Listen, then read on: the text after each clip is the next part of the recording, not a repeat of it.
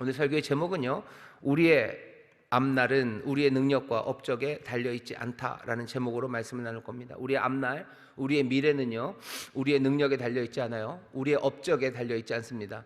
사람들은 그렇게들 얘기해요. 뭐냐 하면 사람들이 우주를 알 수 있대요. 우주를 알 수 있대요. 우리는 모든 것을 알 수 있다는 자신감이 사람들에게 생겼습니다. 사람들이 처음부터 그러진 않았어요. 사람들이 좀 겸손했습니다. 왜냐하면 사람이 잘난 척도 하지만 자기들이 약하다는 걸 알죠. 곰보다도 힘이 약하고 누구보다도 달리기가 느리기도 하고 물론 우리가 훨씬 더 세상에 있는 다른 피조물보다 더 훌륭하다라는 생각들이 있지만 그럼에도 불구하고 우리가 그것보다는 못난 부분이 있고 또 그냥 못났을지라도 다른 것보다는 나아도요 뭔가 세상을 이해하는 데는 한없이 부족한 사람이라는 생각들이 있었습니다. 그러니 세상에서 벌어지는 일들 앞에 사람들은 두려워하고 겸손하고 그리고 또 세상 말고 우리 말고 다른 분의 인도하심을 사람들은 찾았고 기다렸습니다. 그런데 한 몇백 년 전서부터요 이 분위기가 확 달라졌어요. 이 분위기가 확 달라진 게 꼭 그 사람이 경건하지 않은 사람, 하나님을 믿지 않는 사람인 건 아니지만 소위 말하는 과학이 발전하면서 어떤 생각을 갖게 됐냐면 사람이 온 우주를 다 알 수 있다는 생각을 했습니다. 우리는 세상을 다 알 수 있어요. 그 시작이 어디냐면 여러 이론들이 있지만 제 생각에는 뉴턴입니다. 뉴턴 그 사과 떨어지는 걸 보면서 그 만유인력의 법칙을 만들어냈다는 뉴턴이에요. 뉴턴이 왜 위대한 수학자, 과학자냐면요. 그 전까지 있었던 그 과학의 법칙을 아주 간단하게 정리를 했어요. 몇 가지 법칙을 딱 만들어놔요. 그리고 나서는 뭐라고 얘기해요? 우주에 있는 모든 움직임들, 별이면 별, 뭐면 뭐든지 움직이는 모든 것들은요 다 설명할 수 있고 다 예측할 수 있다고 그 과학 법칙 몇 가지를 정리를 해냈어요. 사람들이 그걸 보고서요 깜짝 놀랍니다. 어쩌면 우리가 온 우주를 다 알 수 있어요. 여기서 이 컵을 제가 휙 던지면 어디 가서 떨어질지 하나님만 아신다라고 옛날엔 생각했을지 몰라요. 하지만 이젠 아니에요. 이 컵을 던지면 어디서 떨어질지 계산이 가능합니다. 제 팔이 던지는 이 각도랑 힘, 이거 무게, 중력 모든 것들 다 고려하면요 이 컵이 어디 가서 떨어질지 딱 계산이 나와요. 로켓을 쏘면 아니면 달들이 어떻게 움직이는지 아니면 세상에 있는 모든 움직임들 그 다이내믹들을요 몽땅 다 설명할 수 있는 아주 간단한 규칙들, 법칙들을 사람들이 찾아냈어요. 물론 계산은 복잡합니다. 고려해야 될 건 굉장히 많아요. 하지만 시간이 충분하고 차분차분 계산하면 세상에 있는 모든 것들을 우리가 다 이해하고 그리고 설명하고 예측할 수 있다는 생각을 갖게 됐습니다. 지금도 사람들이 그런 생각들을 하면서 살아가는 사람들이 있어요. 그러니 우리 앞날, 우리의 미래, 이 컵이 어디서 떨어질지 그리고 내 인생이 어떻게 될지 그리고 세상이 어떻게 될지는요 뭐에 달렸어요? 우리의 힘에 달렸어요. 우리의 힘 그리고 지금 우리가 갖고 있는 우리의 업적 여기에 달려있죠. 이런 생각은 물리학에서만 적용되는 건 아닙니다. 여러분들 살아가는 것도 마찬가지예요. 여러분들의 자녀가 앞으로 10년 후에 무슨 일을 하고 있을지 어떻게 살아갈지에 대해서 사람들은 예측할 수 있다고 얘기해요. 왜? 내 자녀의 능력이 있어요. 내 자녀의 능력을 알죠. 얘가 머리가 어느 정도고 또 얘가 지금 갖고 있는 업적이에요. 꼭 업적을 얘가 내 아들이 만들어낼 필요는 없어요. 엄마가 아빠가 아니면 할아버지가 얘한테 준 업적 이제 그 토대가 있어요. 거기에서 얘가 능력이 얼만큼 있는지 알아보면 10년 후에 걔가 어떻게 살지를 압니다. 우리는 그렇게 판단하는 거예요. 이 사람의 능력과 업적 그것으로 미래를 판단할 수 있죠. 아이들을 계속해서 의대에 보내려고 합니다. 소위 말하는 스카이에 간 아이들이요 꽤나 많이 휴학을 해요. 입학하자마자. 그리고 다 의대를 가려고 합니다. 왜 그래요? 다른 자리에 섰을 때는요 다른 업적에서 시작해가지고는 얘가 아무리 똑똑해도 10년 후 20년 후에 어디만큼 갈지가 계산이 나왔다는 거예요. 하지만 얘가 지금 가진 이 능력으로 무슨 수를 써서든지 그 업적이죠 의대를 들어가면 얘가 10년 20년 후에 어디 갈지가 분명하다는 겁니다. 그러니 사람들은 어떻게 해서라도 의대를 보내고 싶죠. 의대 보낸다 그러니까 여러분들 너무 나랑은 먼 얘기라 감이 안 오시나요? 아니면 부동산을 사는 것도 마찬가지예요. 내가 지금 갖고 있는 우리의 능력은 요만큼이요. 돈은 우리가 요만큼 벌 수 있어요. 뻔해요. 내 남편 월급이 그렇고 국민연금이 그렇고 요만큼이에요. 요만큼이고 내가 10년 후에 어디까지 갈지는 그 능력과 내가 지금 가지고 있는 업적이에요. 업적, 내 아파트가 인천에 있는지 아니면 강남에 있는지에 따라 다른 거예요. 그러니 길을 써서라도요, 어떻게 서울, 인서울 해야 돼요. 강남에 뭔가 하나라도 마련해 놔야 돼요. 그래야 내 능력과 그 업적이 나를 어디만큼, 내 미래를 어디만큼 가게 할 거고요, 그리고 어떤 모습을 만들 거라고 예측할 수 있다고 생각하는 거예요. 그러니 삶이 그렇게 되는 거죠. 사람들이 아이를 안 낳아요. 잘 안 낳습니다. 그렇다고 막 아이를 낳으라고 제가 말하기도 그래요. 왜냐하면 저는 아이를 낳을 수가 없어요. 여러분들도, 여기 계신 여러분들도 꽤나 마찬가지시죠. 많이 이제 아이를 이제 안 낳으실 분들이 많으셔요. 그러니 아이 낳을 사람들한테 아이 낳으라고는 못 합니다. 왜? 못 낳는 사람이 낳는 사람한테 너 낳으라고 하는 거는 좀 이상한 이야기예요. 어쨌든 아이들을 잘 안 낳습니다. 왜 안 낳죠? 능력은 뻔해요. 능력은 뻔한데 내 업적이, 내가 아이 셋을 가지고, 아이 셋을 데리고 내가 내 남편과 나와 함께 살아갈 내 미래는 정해져 있다는 거예요. 그렇게 살면 이렇게 살 거예요. 이게 없어야 그나마 그거보다 좀 더 나은 세상을 살 수 있을 거라고 생각합니다. 사람들은 자기들의 미래를 알 수 있다고 생각해요. 자기들의 미래를 알 수 있고요, 그리고 그 미래는 뭘로 판단돼요? 내 능력과 내 업적, 거기에 달려 있다고 생각합니다. 여러분들도 그렇게들 생각하시죠? 오늘 근데 설교의 제목은 그걸 그냥 전적으로 부인합니다. 우리의 앞날은 우리의 능력과 우리의 업적에 달려 있지 않아요. 우리의 능력과 우리의 업적에 우리의 미래가 달려 있다면요, 그건 그냥 닫혀버린 세상입니다. 왜? 내 능력은 한계가 되어 있고요, 내가 지금 이루어놓은, 내가 들고 있는 것도 그대로 정해져 있어요. 뉴턴식이죠. 그냥 그 무게를 알면 돼요. 그냥 운동량이죠. 운동량과 방향만 알면 이게 어디 가서 떨어질지 몽땅 다 안다고들 생각하는 것처럼 우리는 인생을 안다고 생각합니다. 우리의 미래를 안다고 생각해요. 내 능력과 업적만 알면 미래를 알아요.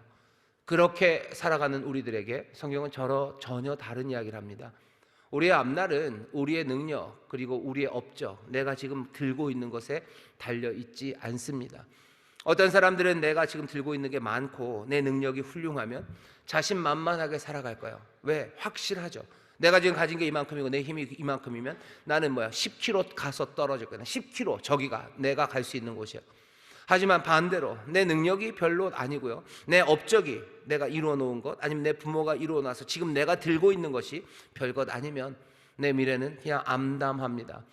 누구는 암담하게, 어쩌면 또 누구는 그냥 아주 기고만장하게 세상을 살아가는 그런 세상, 어쩌면 우리는 지금 그런 세상을 살아갑니다. 하지만 성경이, 그리고 오늘 말씀이 우리에게 전해주는 바는 그것과는 전혀 다른 얘기입니다. 우리의 미래는 우리의 능력과 그리고 우리의 업적에 달려있지 않아요.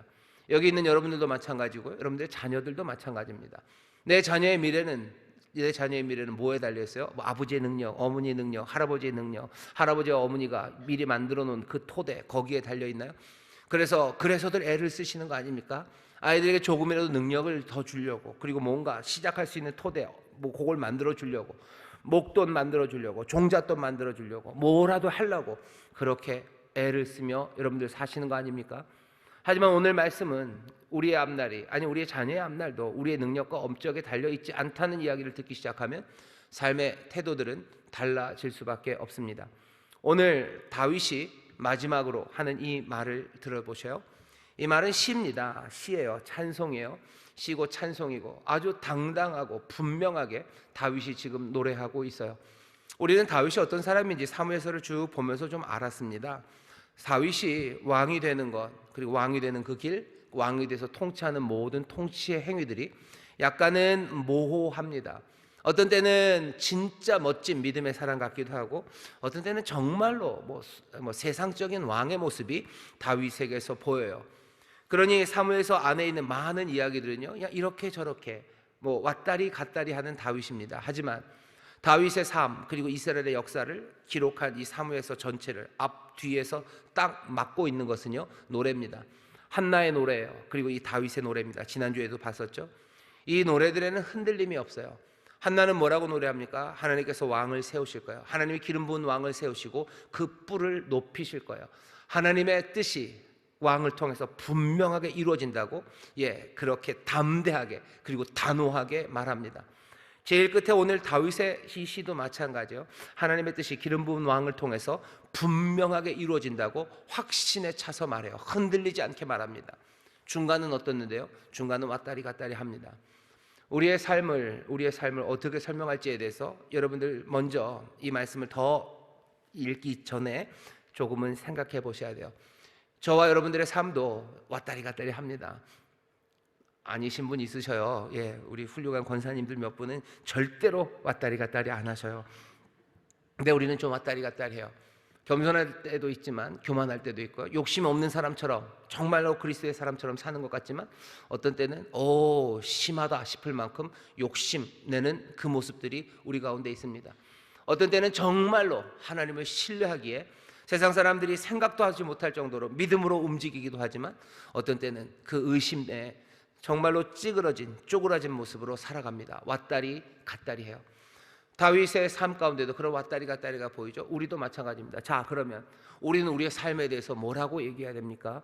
우리의 삶을 왔다리 갔다리 하니 우리는 그냥 바람처럼 흔들리고 갈대처럼 흔들리는 인생이에요. 내 인생이 어디로 갈지 나는 몰라요 라고 말합니까? 아니요, 그럴 수 없습니다. 우리의 인생의 앞과 뒤를 분명히 막아야 되는 건요, 아주 확고하고 그리고 또 흔들리지 않는 믿음의 고백, 그 찬송이 우리의 삶을 든든하게 붙잡아야 됩니다. 우리는 닻을 내리지 않은, 그래서 그냥 떠다니는 그런 배처럼 흔들리지는 않아요. 닻이 든든하게 내려졌다고 해도 바다에 떠 있는 배는 흔들리기 마련입니다. 그 바다에다가 몽땅 다 콘크리트를 부어놓은 건 아니지 않습니까? 이 닻이 얼마나 든든한지는 우리가 확신해야 돼요. 우리가 소망의 닻을 주께 굳게 내려요. 굳게 내리는 노래가 앞뒤에 딱 있는 겁니다. 주께서 기름 부으시고 주께서 내 뿔을 높이시고 주가 내 삶을 지키시고 주가 내 삶의 반석이 되신다는 것, 그거 분명히 꽝 하고 박아 놓으셔야 돼요. 그래야 소망에다 분명히 내려놔야 내가 내 인생에서 그 바다에서 흔들릴지라도 나는 내 인생을 흔들린다고 말해요. 예, 말할 수 있습니다. 내 인생이 흔들려요. 하지만 내 인생은 흔들리지 않아요. 이 둘을 놓치면 문제가 심각합니다.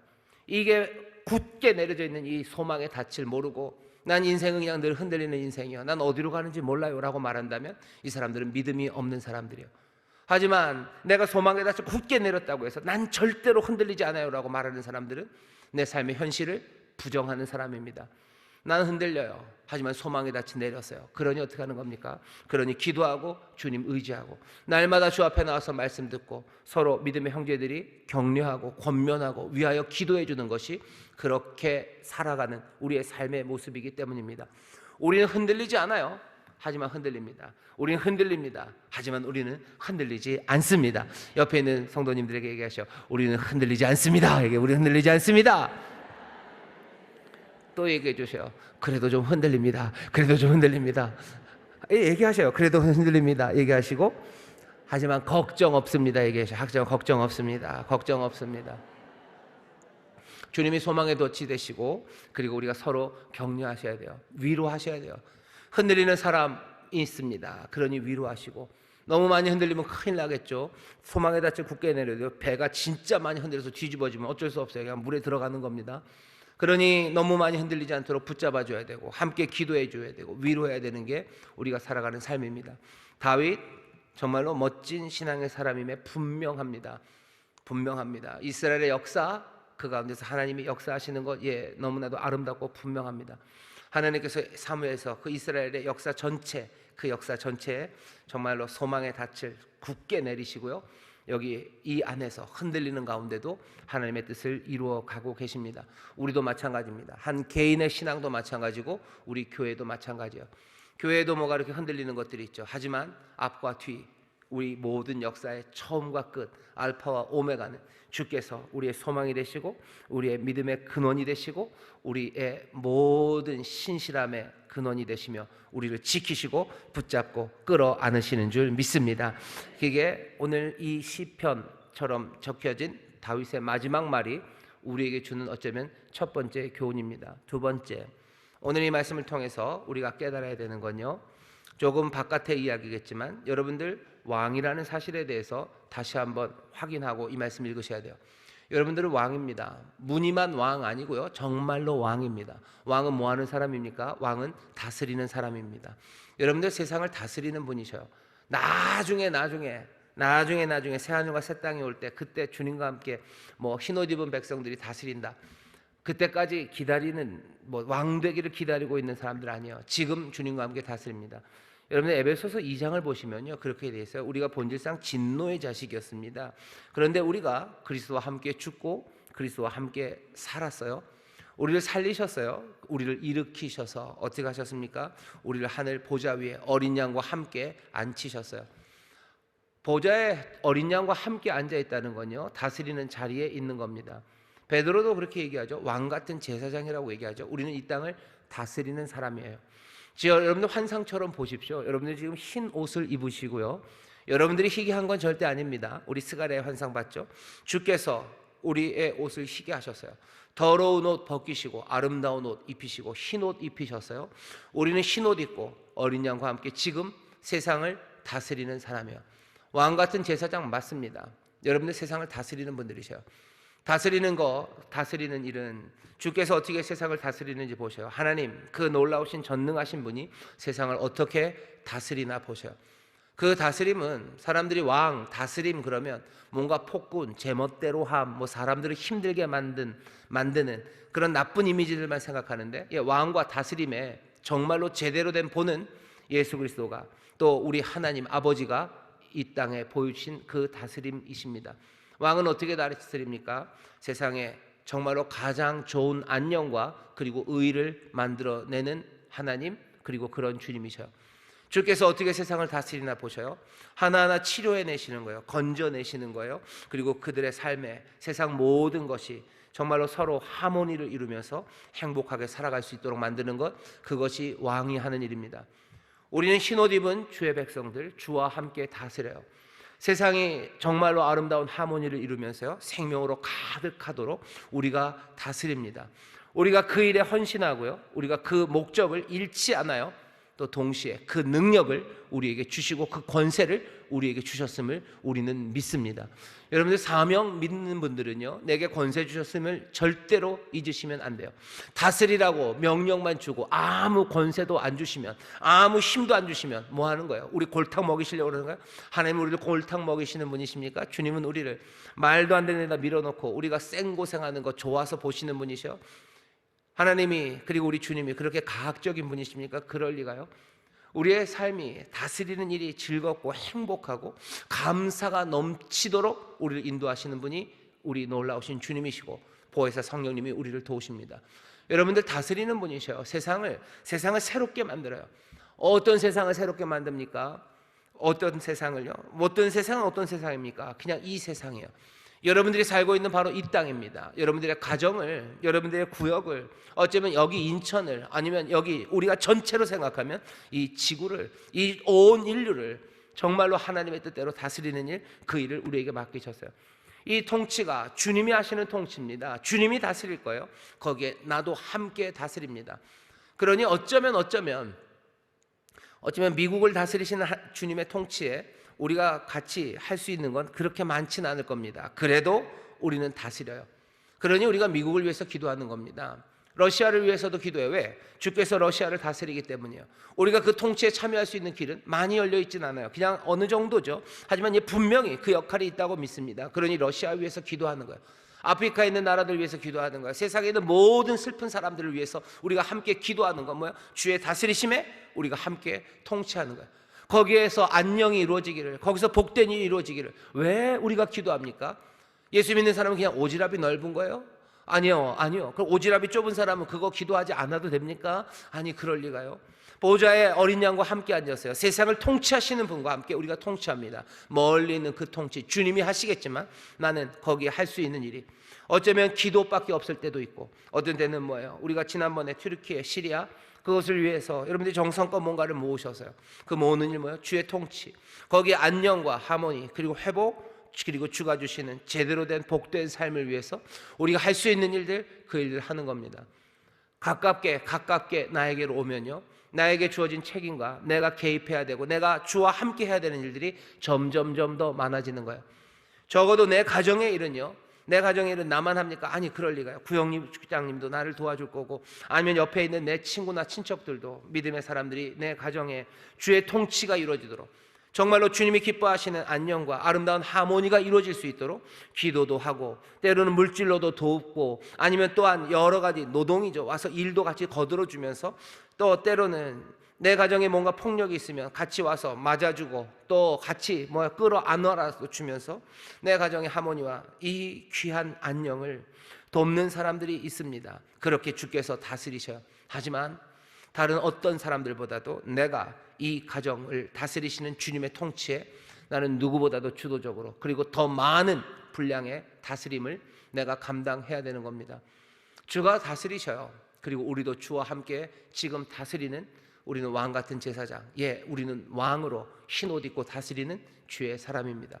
오늘 다윗이 하는 이 이야기들을요, 그냥 이스라엘의 왕, 지금은 왕정 시대도 아니니 시간적으로도 너무 멀고 동네도 다른 동네고 나와 전혀 상관없는 이야기라고 읽으시면 안 돼요.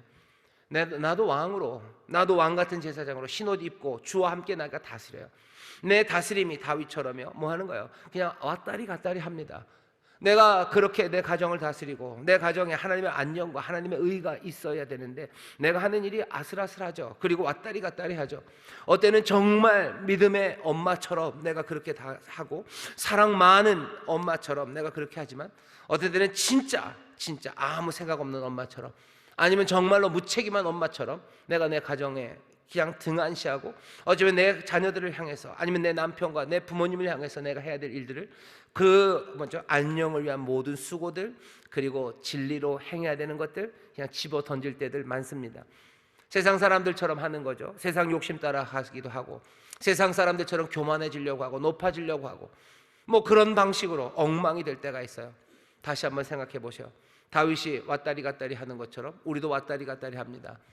우리가 이 말씀 앞에서 세워야 되는 소망의 닷, 앞뒤를 꽉 막는 이야기는요, 주께서 나에게 이 사명 주셨고, 내가 주와 함께 다스리는 사람이고, 주께서 내게 그 능력을 주셔서 이 일을 감당하게 하셔서요, 정말로 다윗이 만들어냈던 그 역사처럼 내가 살아가는 삶의 역사도 얼마나 실제적인 역사입니까? 날마다 배고프기도 하고 싸우기도 하고, 비 맞아 힘들고 축축하기도 하고, 바람 불어 힘들기도 한 바로 하루하루의 그 생생한 날들의 그 역사가 하나님 놀라우신 주님의 은혜와 그리고 그 약속 가운데 점점 더 풍성해지고 온전해지는 곳으로 인도해 가는, 나는 왕으로서 이 말씀을 읽어야 하는 겁니다. 여러분들 왕이셔요. 주와 함께 다스리는 분이셔요. 내 삶의 역사가 다윗 앞에 역사가 펼쳐지듯이 내 인생의 역사가 이 앞에 생생하게 펼쳐집니다. 나는 이 가운데서 흔들릴 때도 있지만 내게 주신 소망의 닷, 그것 굳게 붙잡고 내 삶의 이야기가 뭐가 돼야 돼요? 주님의 이야기가 돼요. 내 삶의 이야기가 주님의 구원의 이야기가 되고, 내 삶의 이야기가 주님 영광 받으시는 이야기가 되고, 그 가운데서 주님이 내 삶의 자랑과 영광이 되며 내 삶의 모든 것이 그 안에서 충만하고 온전하다고 고백하는 그 아름다운 영광의 찬송으로 서게 되는 저와 여러분 되시기를 주의 이름으로 축원합니다. 그게 사무엘서를 읽는, 이제 마지막까지 왔으니까 사무엘서를 읽는 어쩌면 태도예요. 다윗의 마지막 말을 잘 들어주십시오. 다윗이 뭐라고 얘기하는지. 하나님은 기름 부은 자를 세워서 왕으로 만드시려는 작정과 결심을 놓치지 않으셔요. 하나님께서 이 땅, 여러분들의 삶의 그 역사들을 기름 부음 받은 자, 다른 누구 아닙니다. 바로 여러분들에게, 저에게 기름 부으셔서요, 그 역사에 하나님의 뜻을 이루시겠다는 그 결단, 그 결심을 확고하게 하시고요, 그 결심이 흩어지지 않으십니다. 여러분들의 삶에 대해서 누군가 올 거라고 생각하지 마셔요. 주께서 여러분들의 기름 부으셔서요, 그리고 주께서 다스리셔요. 내 삶의 이야기에 누군가 와야 될 것 같은데요, 다른 사람이 또 아니요, 주께서 나와 함께 하시고 주가 나에게 기름 부으시고 주가 나에게 능력을 주셔서 내 삶의 이 이야기를 하나님의 역사, 하나님의 거룩한 뜻이 이루어져가는 그 복된 구원의 이야기로 만드십니다. 이 일에 대해서 여러분 기뻐하십시오. 그리고 이 일에 대해서 감사하시고 기대하셔요. 삶에 대한 기대를 품으셔요. 내 인생에 대한 기대를 품으셔요. 우리의 앞날이 우리의 능력과 업적에만 달려있다면 우리는 어쩌면 포기해야 되는 사람들 여기 많으십니다. 하지만 내 인생에 주의 결심은 뭐예요? 기름 부음 받는 자를 통하여 그 뿔을 높임으로 하나님의 뜻을 이루시겠다는 그 귀하신 하나님의 결심이 우리 가운데 들려오는 거예요.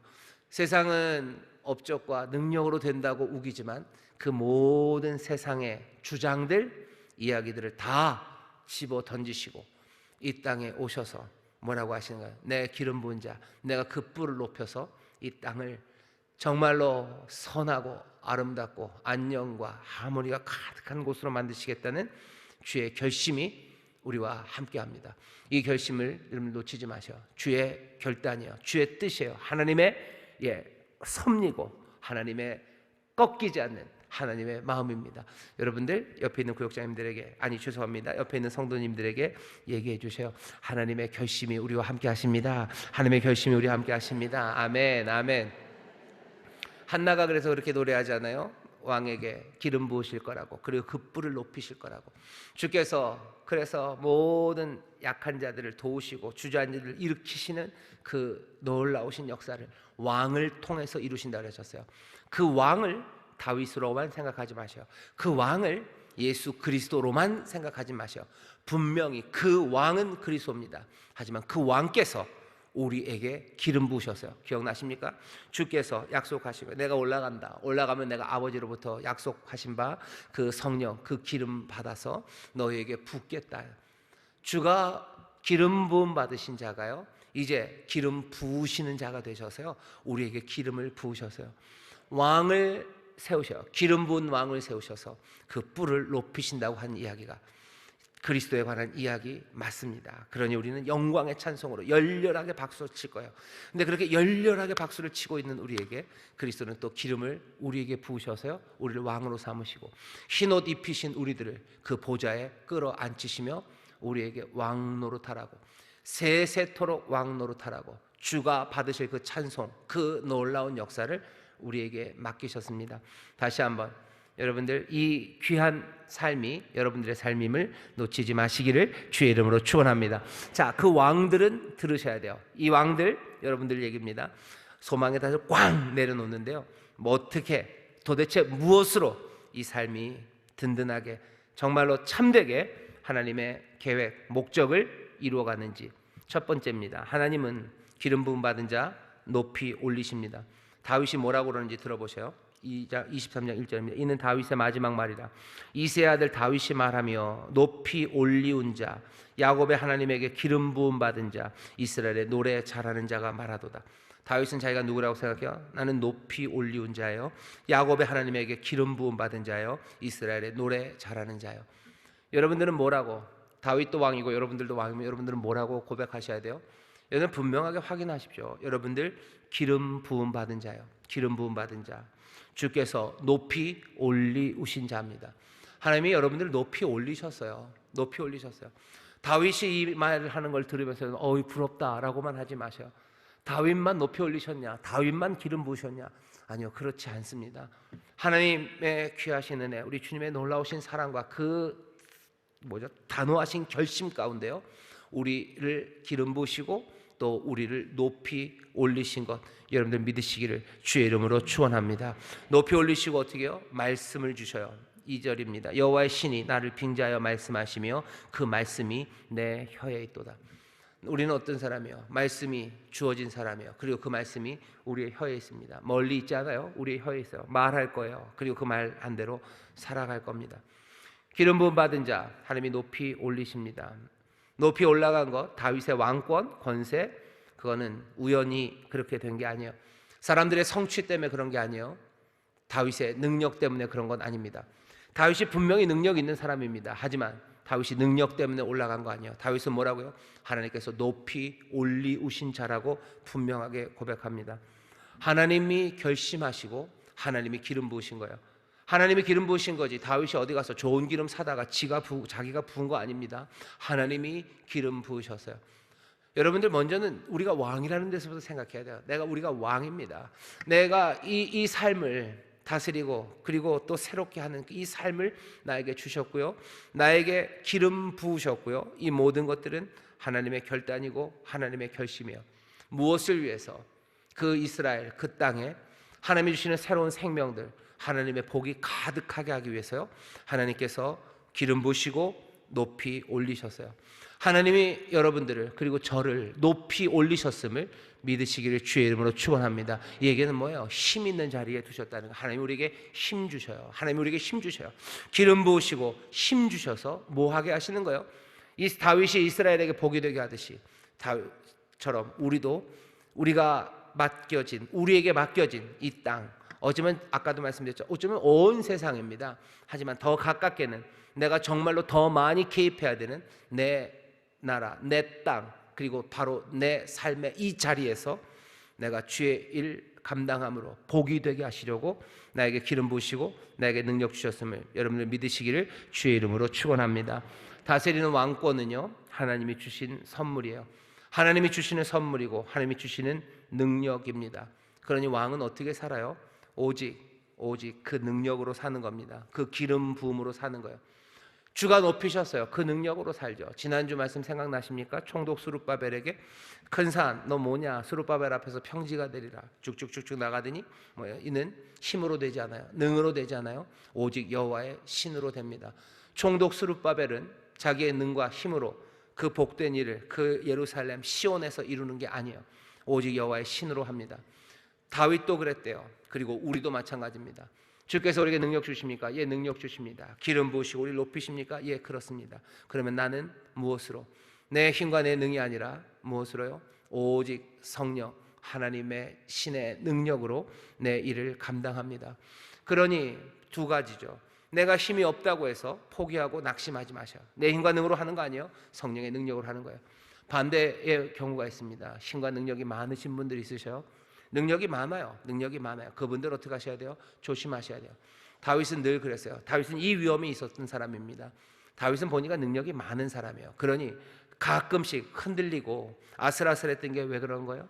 하나님이 주신 능력이 아니라 내가 능력이 있다는 것을 생각합니다. 그러니 아슬아슬해지는 거예요.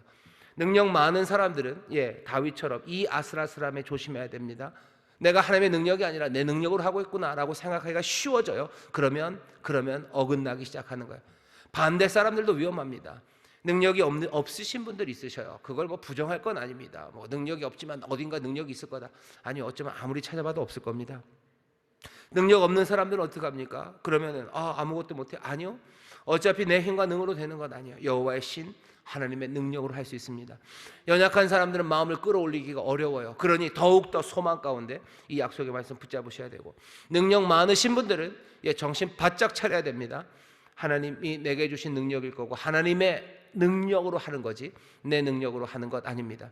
기름 부음 받은 자 높이셔요. 우리가 누군지 정확하게 보셔야 돼요. 내 능력과 내 업적으로 내 미래를 만들어갈 사람 아니에요. 주께서 내게 기름 부으시고 나를 능력으로 높이셨으니 나는 뭘로 삽니까?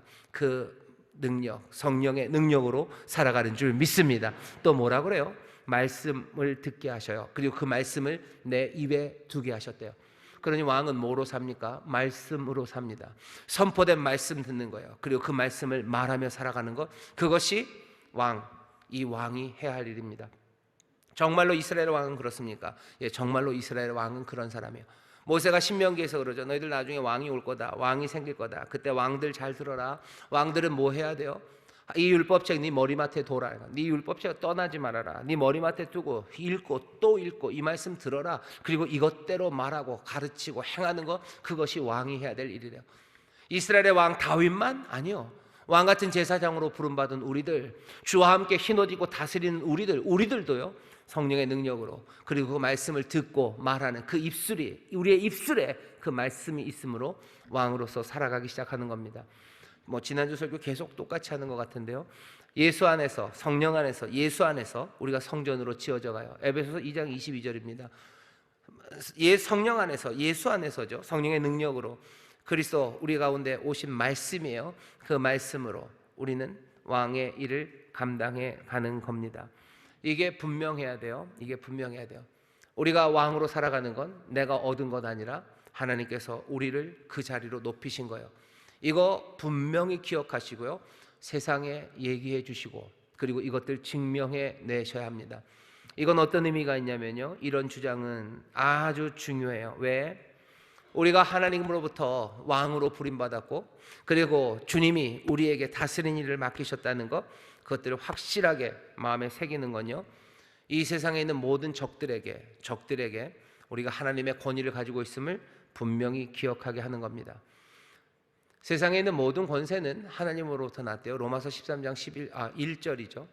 세상에 있는 모든 권세는 하나님으로부터 났습니다. 그러니 무슨 대통령, 왕들 하나님이 주신 권세 맞아요. 예, 그것도 맞습니다. 하지만 여기 정말로 세상을 다스리느니 우리들도요, 로마서 13장 1절의 말씀을 꼭 다른 황제나 왕들에 대한 말이 아니라 우리에게 관한 말로도 들어야 돼요. 하나님 우리에게 다스리는 권세를 주셨습니까? 예, 그렇다면 그 권세는 정말로 하나님으로부터 온 겁니다. 이건 누가 알아야 돼요? 우리도 알아야 되지만 적들도 알아야 돼요. 적들이 알아야 됩니다. 또 누가 알아야 돼요? 함께 수고하는 사람들이 알아야 됩니다. 다윗의 부하들이 알아야 돼요. 다윗과 함께하는 사람들이 알아야 돼요. 다윗의 권위는 누구에게서 온 거예요? 하나님에게서 온 거예요. 하나님이 주신 권위라는 거 사람들이 알아야 됩니다. 우리가 세상을 다스려요. 여러분들이 세상을 다스리는 권위는 내 능력에서 온 것 아닙니다. 하나님으로부터 온 것, 여러분들도 기억하시고 여러분들과 함께 일하는 사람들도 기억하게 해야 되고, 그리고 또 모든 적들도 그것 알아야 됩니다. 얘기해 주셔요. 내가 내 능력으로 하는 건 아니라고 얘기해 주셔요. 주의 능력으로 일을 한다고, 주가 내게 기름 부으셨다고 여러분들 함께 일하는 사람들에게 얘기해 주셔요. 적들에게 말해 주셔요. 어쩌면 당당한 선전포고고요. 그리고 이 땅을 살아가는 정말로 왕, 이 기름 부은 왕은 내 힘이 아니라 주의 능력으로 주가 나를 높이셨음을 고백하는 태도입니다. 숨기지 마셔요. 여러분들 이 숨기는 건요, 둘 다입니다. 연약한 사람들이 숨겨요. 하나님이 나에게 능력 주셨다, 기름 부으셨다는 말 하기 어려워하죠. 왜? 그렇게 말했다가 안 되면 어떡합니까? 그죠? 안 되면 괜히 나 망신이고 하나님도 망신일 것 같아요. 하나님 그런 것 갖고 개의치 않으십니다. 여러분들이 연약한데도 하나님이 내게 능력 주셨다고 고백하고, 내가 내 힘으로는 못하지만 내가 하나님의 힘으로 이거 감당하겠습니다 라고 나갔을 때 그 일이 착착착착 진행해서 모든 게 일사천리로 되면 그때는 좋아요. 정말 좋죠. 하지만 그게 일사천리로 안 되고 무너질 때가 있어요. 여러 가지 이유로 흔들흔들하죠. 그래서 무너진다고 해서 하나님 아이 창피해, 왜 그딴 얘기를 해가지고 나를 망신시켰냐고 우리를 집어 던지시냐? 그럴 리가요. 하나님은 그렇게 연약한 가운데도 주를 의지하며 나왔는데, 거기서 어려움 당하는 그 인생들, 그 삶들을 하나님이 어떻게 하실 것 같으세요? 여러분, 하나님은 어떻게 하시는지 아십니까? 그래서 그러니까 나 창피 줬다고 이 못난 치우실까요? 전혀. 하나님 위대하시고 능력 많으시고 은혜와 사랑이 한이 없으신 그분이 그 삶을 어떻게 하실 것 같아요? 사랑하십니다. 사랑하셔요. 보고 기뻐하시는 거예요. 보고 기뻐하시고 즐거워하시고요, 어쩌면 줄 수 있는 모든 것들로 그 삶을 붙잡아 내실 겁니다. 평강으로 채우실 거고, 하나님의 위로를 주실 거고, 또 새로움을 바라보게 하실 거고, 하나님 정말로 세상에 없는 하늘의 것으로 넘치게 채우실 거예요. 의를 위하여 핍박받고 어려움 당하고 욕먹을 때 너희도 기뻐하고 즐거워해라. 천국이 너희 것이다. 천국이 너희 것이라는 건 뭐죠? 하늘의 것들이 너희에게 충만하게 임한대요. 이 땅에서 줄 수 없는 위로들, 이 땅에서 볼 수 없는 빛들, 소망들, 그리고 감격으로 채우실 겁니다. 연약한데도 불구하고 내가 주로부터 능력을 받았다, 주가 나를 도우신다고 말하며 앞으로 나아가 다스리는 일을 감당하는 여러분들 복이 있습니다. 여러분들 복이 있습니다. 주께서 그 삶을 그냥 두지 않으실 거예요. 사랑하시고 또 사랑하시고 또 은혜로 채우실 줄 믿습니다. 여기 능력 많으신 양반들도 마찬가지요. 내 능력으로 하는 것처럼 그냥 은근히 사람들이 나에게 주는 칭송을 즐기지 마셔요. 분명히 얘기하셔요. 이건 하나님의 능력으로 하는 겁니다. 사람들은 뭐라 그럴 거예요? 또 잘난 척한다. 사람들의 잘난 척한다는 말 비아냥해. 여러분들 마음 꺾이지 마셔요. 남들이 비아냥거린다고 해서 걸어가야 돼. 그 길을 못 걸어간다면 그건 뭐예요? 비아냥거리는 사람들이 이기는 거예요. 악한 사람들이 이기는 겁니다. 잘난 척하네 라는 말에 대꾸하면서 그래 나 잘난 척한다 그럴 필요는 없어요. 하지만 내가 그렇게 누가 뭐라고, 여러분들이 뭐라고 말을 하시던 나는 하나님의 능력으로 하는 겁니다. 네가 잘나서 하는 거지? 아니요, 난 하나님의 능력으로 하는 겁니다. 하나님이 나에게 기름 부으시고 나를 높이시고 하나님이 나를 도우셔서 하는 겁니다 라고 진실되게 말하며 나가셔야 됩니다. 그게 오늘 여기 하나님께서 기름 부으셔서 하나님의 뜻을 이루기 위해서 사용하시는 그 귀한 이들, 사랑하는 이들이 고백해야 되는 바요. 여러분들 그렇게 고백하십시오. 나는 주의 능력으로 삽니다. 주가 나를 높이시고 주가 나를 기름 부으셨으니 나는 성령으로, 나는 주님의 말씀으로 삽니다. 이 고백 놓치지 마시기를 주의 이름으로 축원합니다. 그렇게 가셔야 여러분들 왕 일을 정말 하나님의 뜻에 합당하게 하실 수 있어요. 두 번째, 어떤 말씀을 주시냐면요, 이렇게 말씀하십니다. 3절 보시면 이스라엘의 하나님이 말씀하시며 이스라엘의 바위가 내게 이르시기를 사람을 공의로 다스리는 자, 하나님을 경외함으로 다스리는 자요. 다윗이 자신만만하게 얘기하죠. 하나님이 나에게 그러셨대요. 나는 공의로 다스리는 자, 하나님을 경외함으로 다스리는 자라고 얘기했답니다. 이 얘기는 뭐죠? 하나님께서 다윗에게 기대하는 바가 뭔지를 다윗이 다윗의 입으로 말하는 거예요. 왕에게 능력을 주십니다. 그건 그냥 능력을 가지고 네가 알아서 아니죠.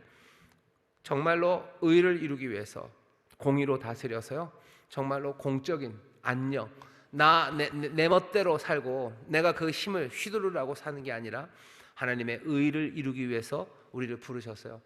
우리의 삶의 방향은 분명히 정해져 있습니다. 우리는 아무거나 구해요? 아니죠. 예수님 뭐라 그러셔요? 그의 나라와 그의 의를 구하래요. 우리가 걸어갈 길을 모르는 사람이 아닙니다. 하나님의 의를 따라 걸어갈 거예요. 주님의 의를 따라 걸어갈 건데 그 의라는 게 뭐지요? 라고 여러분들 묻고 싶으시죠? 예, 잘 들으셔요. 그 의는 하나님의 복음 안에서 드러나고요, 하나님의 말씀 안에서 드러나고 예수 안에서 우리 가운데 보여지는 하나님의 의입니다. 예수님 안에서, 말씀 안에서 우리는 무엇이 보입니까? 하나님의 긍휼히 여기시며 하나님의 억울하고 그리고 힘든 사람들의 억울함을 풀어주는 일들이고, 그리고 정말로 죽을 수밖에 없는 사람들을 살리시는 일이에요. 생명을 가득 채우는 일, 그 일이 의의 일입니다. 죄 지어 죽을 수밖에 없는 사람들을 살리시는 일을 한 거예요. 그게 의입니다. 어떤 사람들 그게 무슨 의입니까? 죄 지은 사람은 죽어야 되는 거, 그게 의 아닙니까? 아니요, 하나님의 의, 그의 의는 생명으로 채우시려는 거예요. 처음서부터 그랬어요. 처음서부터 세상을 만드실 때부터 생육하고 번성해서 땅에 충만하라고 말씀도 하셨고요, 처음에 세상을 만드시는 그 행동으로 보이셨죠. 하늘 궁창을 만드시고요, 거기에 생명을 각종 나는 새들로 가득 채우시고, 바다를 만드시고 거기에 각종 생물들로 몽땅 다 채우시고, 땅을 만드시고 거기에도 각종 씨 맺는 채소와 과일들, 그 모든 것들로 가득 채워놓으신 분이 하나님이셔요. 생명으로 채우시고 싶으신 분이 하나님이십니다. 하나님의 의는 뭐예요? 생명을 넘치게 하는 것. 주님 이 땅에 왜 오셨어요? 내가 너에게 생명을 주되 넘치도록 하려고 오신 분이 우리 주님이셔요. 내 의가, 왕은 하나님의 의를 행하는 사람이에요. 공의를 행하십시오. 의는 생명을 채우는 일을 하는 거예요. 살리는 일을 하시는 겁니다. 약한 사람, 힘없는 사람, 권세 없는 사람, 상한 사람, 소외된 사람들, 그 사람들을 살리는 일을 하는 것. 이 땅에서 왕이 하는 것, 정부가 해야 되는 일도 마찬가지죠. 정부는 무슨 일 하는 겁니까? 우리는 그렇게 기도해야 돼요. 정부는 하나님의 의를 행하는 정부가 되기를 위해서 끝까지 우리는 마음 잃지 말고 기도해야 됩니다. 하나님의 의, 생명을 살리는 일 하는 정부가 되도록 해야 되는 거예요. 그 일을 위해서 많은 왕들이 이스라엘에 오고 갔습니다. 어떤 왕들은 참 훌륭한 왕이었어요. 예를 들면 요시야, 정말로 훌륭하죠. 예레미야서 22장 13절부터 16절 보면요, 왕을 둘을 비교해요. 하나는 여호야김, 그리고 요시야입니다. 요시야 아버지는 정말 하나님 앞에서 의롭게 행했어요. 하지만 그 아들 요시야의 아들 여호야김은요, 22장 보면 말도 안 되는 짓 하는 거야. 아버지가 한 것과 전혀 반대되는 그 일들만 합니다. 아버지와 아들도 그렇게 달라요. 이스라엘에 온갖 왕들이 오고 갑니다. 누구는 하나님의 의를 따라 행하기도 하고 누구는 다른 길을 가기도 해요. 그러니 우리에게 말씀하시는 바는 뭐예요? 너희들 의로운 왕이 되라고 얘기하시는 거죠. 의로운 왕 되라. 잘못하면 삑하면 뭐 할 수 있어요? 여호야킴처럼 될 수 있어요. 르호보암처럼 될 수 있어요. 아합처럼 될 수 있어요. 하지만 우리가 요시아가 될 수 있는 길들이 열려 있어요. 왔다 갔다 한다고 그랬죠. 우리가 이 땅에서 하나님이 나에게 능력을 주셨는데 그 능력을 가지고 난 뭘 할까요? 의의 일을 감당하십시오. 의로운 왕 되셔요. 의로운 왕이 되는 거, 의로 다스리면 얼마나 행복한 사람이 되겠습니까? 4절 보시면 저는 돋는 해 아침 빛 같고 구름 없는 아침 같고 또 비후에 광선으로 땅에서 움이 돋는 새풀 같으니라 하시도다. 해와 같아요. 의로운 왕은 해와 같습니다. 해와 같아서 어떻게 해요? 빛을 비춰요. 세상 생명을 주는 빛을 발하는 해처럼 빛나는 사람들입니다. 우리 그런 찬송 많이 하지 않습니까? 해처럼 빛난다고. 해처럼 빛나리. 여러분 이 땅에서 왕이 되면 해처럼 빛나죠. 해처럼 빛나는 엄마들이 되고 해처럼 빛나는 구역장님들 되시고 바라는 겁니다. 해처럼 빛나는 뭐가 돼요? 담임 목사 되고 해처럼 빛나는 아버지가 되고 해처럼 빛나는 인천의 시민들이 되셨으면 좋겠어요. 내가 왕으로 내 능력과 내 업적이 아니고요. 하나님이 나에게 기름 부으시고 나를 높이신 하나님의 능력으로 그 능력으로 난 할 수 있습니다. 나는 다스리고 어떻게요? 세상에 하나님의 의를 그 의를 이룰 거예요. 생명을 채우는 일을 할 거예요. 그래서 다윗이 얘기하죠. 해처럼 빛난다고. 해처럼 빛난다고 생명의 빛을 발해요. 해가 생명의 빛을 발하는 것처럼 그렇게 정말로 훌륭한 정부는요 해처럼 빛날 겁니다. 해처럼 빛나요. 저도 윤석열 대통령이요 해처럼 빛나기를 바랍니다. 해처럼 빛나서 다스리는 통치하는 거죠. 그 책임 맡고 있는 이 대한민국에 생명의 빛을 비추는 그런 대통령이 되기를 위해서 저도 기도합니다. 국민의힘이신가요? 예전에 문재인 대통령이 할 때도 그렇게 문재인 대통령께서 뭐가 되도록 해같이 빛나기를 생명의 빛을 비추기를 저는 기도하죠. 다음 대통령 누구죠? 저는 아닙니다. 다음 대통령은 또 기도할 겁니다. 하지만 정말로 더 기도해야 될 것은 서로를 위해서 기도해 주세요. 서로를 위해서 기도할 때 우리 사랑하는 집사님, 구역장님 해처럼 빛나게 해주세요.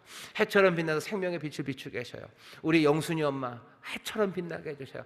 이제 교회 나온 지 얼마 안 됐지만 성령의 기름 부으심으로 또 하나님 말씀으로 그리고 또 그 사명 분명히 붙잡고 하나님의 마음, 주의 부르심 그거 붙잡고 해처럼 빛나는 우리 영순이 엄마 되게 해달라고. 영순이 엄마 때문에 그 가정에 생명의 빛이 비추게 해달라고.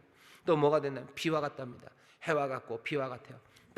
그 땅에 생명들을 자라나게 하는 비처럼 정말로 내리는 비처럼 그리고 비추는 해처럼 그렇게 다스리는 왕. 다윗은 그게 자기래요. 나는 그런 왕. 나는 하나님의 공의를 행하는 왕. 나는 두렵고 떨림 내 욕심 세상의 만족이 아니라 그 공의를 위해서 두렵고 떨려 하나님을 경외하는 왕. 그냥 하나님을 앞에서 벌벌 떠는 게 아니에요. 내가 가는 길 나를 부르신 길이 그 의의 길이기 때문에요 두렵고 떨림으로 조심조심 그 길을 걸어가는 왕. 그 사람들이 세상의 해처럼 그리고 빛처럼 빛나는 왕들이 됩니다. 대한민국 이곳에 대한민국 전체를 우리가 하기에는 아직은 제 생각에 우리 교회를 제 생각에는 대한민국을 위해서 부르신 것 같지는 않아요. 인천을 위해서 부르셨고요. 그 일은 만만치 않을 겁니다. 인천에 해같이 빛나는 사람들, 인천에 내리는 하나님의 은혜의 비 같은 사람들, 그 사람들이 우리들이라는 사실을 다윗은 분명히 자기가 해고 빛이 되고 비가 된다는 걸 고백을 해요. 우리도 그렇게 감히 고백을 하셔요. 내 능력과 내 업적으로 내 미래가 인천에 우리 위의 미래가 인천에 해와 인천에 비가 된다? 그런 건 상상할 수 없어요. 하지만 여기 있는 이 말씀들을 기억하시면 하나님의 놀라우신 기름 부으심과 능력 주심 안에서 우리가 그 의를 따라서 두렵고 떨리는 마음으로 하나님을 경외하며 나아가기 시작할 때 우리가 여기 이곳에 인천에 해가 되어 생명의 빛을 비추고 정말로 내리는 비가 되어서 여기에서 생명의 새 풀들이 자라나게 하는 그 비 같은 사람들이 되겠구나. 하나님이 우리를 그렇게 부르셨어요. 세상의 빛으로 부르시고 세상의 은혜의 단비로 우리를 부르셨습니다. 이 일을 감당하는데 흔들흔들 아니요. 꽝 찍어 놓는 신실함, 이 신실함을 붙잡아야 할 줄 믿습니다. 마지막으로 그러니 5절 말씀이에요. 5절 보면 내 집이 하나님 앞에서 이 같지 아니하냐. 하나님이 나로 더불어 영원한 약속 언약을 세우사 만사에 구비하고 견고케 하셨으니 나의 모든 구원과 나의 모든 소원을 어찌 이루지 아니하시랴. 하나님 어떤 하나님이셔요? 하나님은 영원한 언약을 주시는 하나님이십니다. 영원한 언약이에요. 베리톨람 그래가지고 변하지 않아요. 대대 세세토록. 우리 사무엘하 7장에 선지자 나단을 통해서 여호와께서 다윗에게 주셨던 약속이 있어요. 내가 네 집과 영원한 언약을 맺겠대요. 영원한 언약입니다. 영원한 언약이라는 말이 또 나온 곳이 어디냐면요, 노아 홍수 이후에요. 노아 홍수 이후에 하나님께서 약속을 하셨어요. 내가 영원한 언약을 맺겠대요. 이 땅, 이 세상을 내가 이제 멸하지 않을 거예요. 영원한 언약이에요. 변하지 않을 겁니다. 이사야서 55장인가요? 55장 보시면요, 54장, 55장 보시면 그 노아의 이야기, 그리고 또 다윗의 이야기, 그리고 또 이사야 54, 55니까요. 포로로 잡혀갔다 돌아온 사람들의 이야기, 그 이야기가 쭉 하나로 합쳐져요. 54장, 55장 쭉 읽어보십시오. 노아 이야기 나오고요, 다윗 이야기 나오고요, 그리고 그 이야기는 바벨론으로 끌려갔다 돌아온 사람들에게 주어진 이야기예요. 몽땅 다 무슨 이야기예요? 영원한 언약, 영원한 언약, 영원한 언약의 이야기입니다. 어떤 상황이에요? 위기의 상황, 그리고 소망이 끊어진 그 상황에서 하나님께서 다시 한번 주시는 이야기는 영원한 언약에 관한 이야기예요. 소망이 끊어진 것 같고 잊은 것 같지만 아니, 영원한 언약이요. 하나님이 언약하셨어요. 그럼 영원히 지키실 거예요. 주는 신실하셔요. 다윗의 집에 그 약속을 주셨으니 하나님께서 그 언약을 영원히 지키시는 영원한 언약으로 주셨어요. 이 땅, 여러분들 세상에 대해서 너무 염려하지 마세요. 지구가 멸망하겠다. 아니요, 아닙니다. 하나님께서 영원한 언약을 주셨어요. 여기를 물로 멸하고 깨뜨려 버리고 온 세상을 그냥 깨버리겠다는 거, 이제 더 이상 하지 않는다고 여러분들 하나님이 영원하게 언약하셨어요. 하나님이 신실하게, 우리의 눈에 보이는 것은 그것과 다를지라도 하나님의 약속은 신실하게 영원하게 지켜집니다. 여러분들 그러니 흔들리지 마셔요. 흔들리지 마셔요. 하나님께서 신실하게 오래오래 지속되는 약속으로, 그 신실함으로 우리를 지키십니다. 오늘 다윗이 우리에게 알려줘요. 왕으로서 제대로 살 수 있었던 건 왜 그런 거예요? 내가 잘못하고 흔들리지만 이 노래로 다시 한번 확인합니다. 하나님이 아주 주도적으로 나에게 능력을 주셨기 때문이요, 나를 높이시고 기름 부으셨기 때문이요, 하나님의 그리고 놀라운 의가 우리 앞에 있기 때문이요, 하나님의 신실함이 우리에게 주어졌기 때문입니다. 그러니 나는 왕으로 살아갈 수 있어요. 동시에 하나님의 힘과 능력, 그리고 하나님의 의와 신실하심을 보는 사람들은요, 왕으로 살아가는 내 삶의 모습이 어때야 되는지를 상상할 수 있습니다. 어때야 되겠습니까? 하나님이 그 능력을 주셔요. 그러니 여러분 절대로 기죽지 마시기를 주의 이름으로 축원합니다. 절대 기죽지 마셔요. 그리고 또 뭐 하셔야 돼요? 절대 교만하지 마셔요. 교만하지 마셔요. 교만하지 마셔요. 기죽지 마시고 교만하지 마셔요. 하나님이 기름 부으십니다. 왕 노릇할 때 기죽지 마시고, 왕 노릇할 때 여러분들 교만하지 마시고, 하나님의 의로 우리를 인도하신다고 그러셨어요. 하나님이 공의를 행하라고 하시죠. 그러니 어떻게 하셔야 됩니까? 여러분들 공의를 행하는 그 일 따라가기 위해서, 하나님의 나라와 의를 구하기 위해서 여러분들의 욕심, 그리고 이생의 자랑, 정욕 따라가지 마셔요. 다윗은 때때로 하나님의 의를 따라가다가 자기의 욕심을 따라갑니다. 이생의 자랑 따라가요. 육신의 정욕, 안목의 정욕 따라가요. 그러다가 넘어진 경우들 많습니다. 남들이 그러니, 남들이 성을 갖고 있으니 나도, 뭐 저기 예쁜 여자가 있으니까 나도, 이생의 자랑, 그리고 또 안목의 정욕, 육신의 정욕으로 세상이 만들어진다는 사람들이 있어요. 하지만 아닙니다. 그 모든 것들은 다 사라져요. 하나님의 의와 하나님의 나라만이 영원합니다. 하나님의 의를 이루어가는 일에 여러분 욕심, 자랑 그거 버리시고 다윗에게서 배우셔야 돼요. 다윗에게서 격려 받으셔야 되고, 어쩌면 다윗에게서 위로도 좀 받으십시오. 다윗도 넘어졌어요. 그러니 나도 넘어졌군. 거기에서 조금 위로 받으시고 어떻게 하셔야 돼요? 여러분 다시 한번 욕심 버리시고 의를 따라 나오기 시작하셔야 됩니다. 하나님의 신실함이 있기에 왕이 되는 거예요. 그러니 여러분들 어떻게 하셔야 됩니까? 여러분 이 신실함을 놓치지 마셔요. 다윗은 제가 보니까요, 어쩌면 교만한 적도 많았고요, 그리고 또 욕심에 넘어진 적도 많았어요. 하지만 다윗이 제일 훌륭한 건 하나님 향한 이 신실함, 하나님의 신실함을 다윗은 놓치지 않은 것 같아요. 아마 그것 하나가 다윗에게 가장 훌륭한 것이라면 훌륭한 것입니다. 다윗에게서 위로받으시고 격려받으셔요. 하지만 우리가 따라야 되는 사람은 다윗은 아닙니다. 우리가 따라야 되는 건 예수 그리스도셔요. 예수 그리스도 누구십니까? 교만하여? 절대 교만하지 않으셔요. 기죽으셔요? 절대 기죽지 않으셔요. 세상의 능력과 업적으로? 아니요. 모든 것 비워 나사렛의 목수의 아들로 태어나셨어요. 하지만 세상을 다스리시는 그 일에 조금도 부족함이 없으십니다. 기름 부음 받으시고 높이 올리시고 그 말씀과 성령의 능력으로 다스리시는 주님이셔요. 예수 그리스도 우리 주님 어떤 분이십니까? 평강의 왕으로 오셨고 의로 다스리는 분이셔요. 세상의 욕심과 자랑 따라 걸으신 적 한 번도 없으셔요. 정말로 의를 위하여 죽을 자들 살려내고 약한 자들 고치시고 병든 자들 치료하시고 배고픈 사람들 먹이시며 그 일을 이루신, 다스리시고 구원하는 일을 이루신 우리 주님이셔요. 세 번째 뭐였습니까? 신실하심이죠. 하나님 아버지의 신실하심을 아들이신 예수 그리스도는 어떻게 해요? 끝까지 붙잡습니다. 끝까지 믿음과 신실함으로 아버지의 약속, 하나님의 결심, 하나님의 뜻, 그거 붙잡고 죽기까지, 아니 죽음 넘어서까지, 마지막 순간까지 순종하며 믿음으로 걸어가신 우리 주님이셔. 세상의 다스림은 어떻게 이루어질까? 다윗 보셔요. 다윗 보시며 위로받으시며 격려받으십시오. 그리고 우리의 삶의 현실에서 어떻게 이루어질지 여러분들 보시고 하나하나 서로 배워가시면 돼요. 하지만 정말로 바라봐야 되는 예수 그리스도, 그분이 참된 왕이 세상을 어떻게 다스리시고 어떻게 구원했는지 우리에게 보이셨습니다. 내 삶의 자리에서 나도 정말로 주의 놀라우신 힘과 권세에 의지하며 그 의를 따라 걸으며 신실하게 믿음으로 걸어가실 때 정말로 우리 사랑하는 성도 여러분들, 저와 여러분의 삶을 통해서 다스리는 일, 하나님의 복된 기적과 그리고 아름다운 구원의 이야기가 우리가 살아가는 이 땅에서 정말로 더 풍성해지고 더 온전해지고 더 크게 외쳐지게 될 줄 믿습니다. 오늘 설교의 제목, 우리 앞날은 우리 능력과 업적에 달려있지 않아요. 우리에게 능력 주시고 의의 길을 인도하시고 신실하심으로 우리와 함께 하시는 바로 하나님, 우리 주님이 우리의 미래, 우리 앞날이십니다.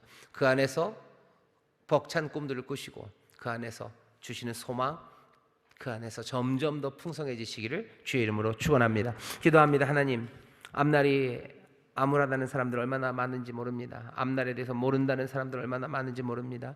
앞날은 우리의 능력과 우리가 지금 가지고 있는 것으로 결정된다는 하나님 슬픈 이야기, 그 이야기를 영접하고 절망하는 사람들, 또 때로는 그것 때문에 아버지 교만한 사람들 얼마나 많은지 모릅니다. 하지만 세상은 우리의 능력과 우리의 업적에 달려있지 않음을, 이 세상은 다스리는 이가 계심을, 이 세상은 정말로 하나님의 뜻과 하나님의 선하신 가운데 이루어짐을 우리로 보게 하여 주옵시고, 또 그 일을 위하여 우리를 부르셨음을 주여 정말로 절절하게 마음에 품고 감사하는 우리 성도들 되게 하여 주옵시며, 주와 함께 흰옷 입고 다스리는 정말로 왕같은 제사장들로서 아버지요, 우리를 부르시고 우리에게 능력 주신 놀라우신 하나님, 우리에게 의의 길을 보이시고 그 길로 나아가기를 원하시는 놀라우신 주님, 신실하심으로 끝까지 영원한 언약을 지키시는 그 주님이 우리의 미래, 우리의 앞날에 참된 소망이요 우리의 삶의 모습을 만들어 가시는 분인 줄 믿사오니,